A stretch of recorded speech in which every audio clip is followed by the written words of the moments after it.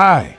Gavin Creel, Tony-winning musical theater actor, dies at 48. He won the award playing a Yonkers feed store clerk in Hello, Dolly, and was also nominated for roles in Thoroughly Modern Millie and Hair. Gavin Creel, a sly and charming musical theater actor who won a Tony Award as a wide-eyed adventure seeker in Hello, Dolly, and an Olivier Award as a preening missionary in the Book of Mormon, died on Monday at his home in Manhattan. He was 48. His death was confirmed by his partner, Alex Temple Ward, via a publicist, Matt Polk. The cause was metastatic melanotic peripheral nerve sheath sarcoma, a rare form of cancer, which Mr. Creel learned he had in July. Mr. Creel was a well-liked member of the New York theater community whose death comes as a shock, given his age. He had been performing on Broadway for 2 decades, mostly in starring roles, and just last winter his physical and vocal agility, as well as his charisma and curiosity, were on display in a memoiristic show he wrote and performed off-Broadway called Walk On Through, Confessions of a Museum Novice, about learning to love the Metropolitan Museum of Art. A superior singer with a sunny tenor, Mr. Creel made his Broadway debut and received his first Tony nomination in 2002 as the suave salesman Jimmy Smith in the original production of Thoroughly Modern Millie, starring opposite Sutton Foster, who played the title character, a spunky social climber named Millie Dillmount.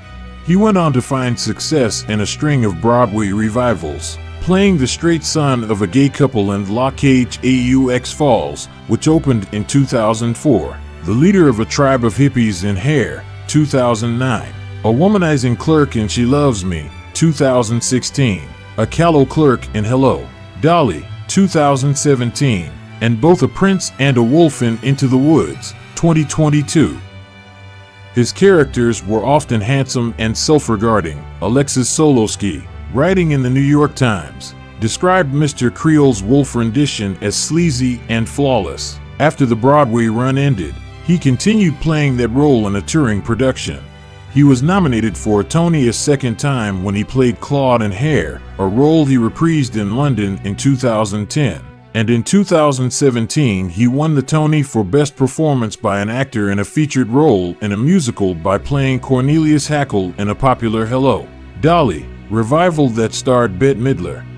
The Tony really felt like a hug from the community I've been in for 20 years. Mr. Creel told the San Francisco Chronicle, "That feels good. I can literally do nothing else in my life and I'm still a Tony winner. I will never not have done that."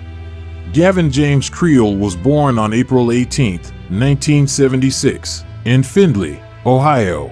His grandmother was a music teacher, and from an early age Gavin would perform shows in the family living room with his 2 older sisters. He was a high school swimmer, but found greater meaning as a performer, singing in show choir and acting in musicals. "I was able to be with a group of people who were encouraged and celebrated to step into their music and theater nerddom. You know," he told the Courier, a Findlay newspaper, last year. Mr. Creel credited the University of Michigan School of Music, Theater Dance with helping him find his way. He earned a Bachelor of Fine Arts degree in musical theater there in 1998. "My education there as a young person changed my life forever," he said while accepting his Tony Award. He started working professionally almost immediately after graduating from college, playing an acting student named Nick Piazza in a touring production of Fame, a musical based on the film about a group of high school performing arts students.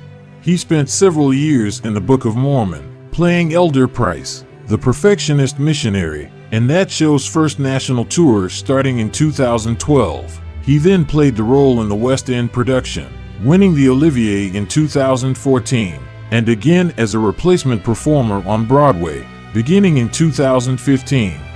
Mr. Creel starred in West End productions of Mary Poppins, 2006, and Waitress, 2020, as well. He was close friends with the singer-songwriter Sarah Bareilles, who wrote the songs for Waitress, and the two briefly performed together in the show on Broadway in 2019 and again in the West End.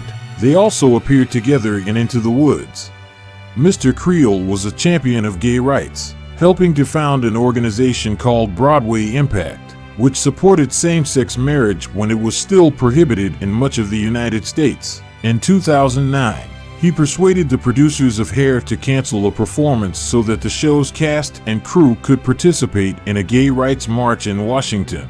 I am constantly trying to soothe that little wounded dude inside me to say, "You're okay, even if somebody has made you feel shame," he said this year in an interview on Bobby Steggert's podcast, The Quiet Part Out Loud. Mr. Creel said on the podcast that growing up super Christian and being in the Methodist Church my entire life had left him with scars, including still to this day trying to deprogram the pain that the church caused me, and having such an aversion to organized religion and the ways that it creeps into laws and schools. Theater offered Mr. Creel a place of belonging. If you didn't know how to throw a football, which I never really could, there was somewhere for me, he said. Thank God. Otherwise, I'm isolated and lost and alone. And who are my people? He also had fond memories of childhood and said growing up in the Midwest shaped him in positive ways. I think that the main reason I'm successful is because I'm kind. I'm easy to work with and I'm a team player, he told the Blade of Toledo, Ohio. And that's not 'cause I'm a great person. It's because of the values I learned being from Ohio and having good parents who instilled in me that you're a part of something. You're not the something. In addition to Mr. Ward, his partner, he is survived by his parents, Nancy Clemens Creel and James William Creel, and his sisters, Heather Elise Creel and Allison Jo Creel. Walk On Through, commissioned by the Met in 2019, turned into a passion project for Mr. Creel, who had never been to the museum before starting work on the show. He used it to explore not only art, but also his own life, a journey he had been considering through years of therapy and meditation. The project actually saved my life during the pandemic, because I kinda lost everything. My career, a relationship, my dog, and I got COVID and I was living alone. He told the Charlotte Observer last year, but I had this one project. He had high hopes for the show, saying, "My dream is to transfer it to Broadway next spring, then tour it around the world." While it sold strongly during its run at MCC Theater, reviews were mixed. Researching the show prompted him to tattoo the word both on his left wrist, reminding himself of the contradictions found in life. In addition to his stage work, Mr. Creel recorded music and performed concerts. The She Loves Me production in which he starred was the first Broadway show to be live-streamed and can be seen on Broadway HD. One of his concert performances is watchable on PBS, and his Take Me or Leave Me duet with Aaron Tveit is a highlight in the history of Miscast, which is MCC's annual fundraiser at which actors perform songs they would not ordinarily get an opportunity to sing. Mr. Creel had a few roles on television, including in Eloise at the Plaza and Eloise at Christmastime in 2003. Mr. Creel's charm glows, particularly in the musical numbers, Ron Wertheimer wrote in the New York Times. He also appeared in Ryan Murphy's streaming series American Horror Stories. Mr. Creel had a house in Carmel, New York, where he entertained and swam. He was also a devoted Michigan alum, returning periodically to teach there, remaining close to his voice teacher, Melody Racine, and Celia Keenan-Bolger, a Tony-winning actress who attended Michigan with him. She and Creel established a scholarship fund to encourage students to engage in social justice causes.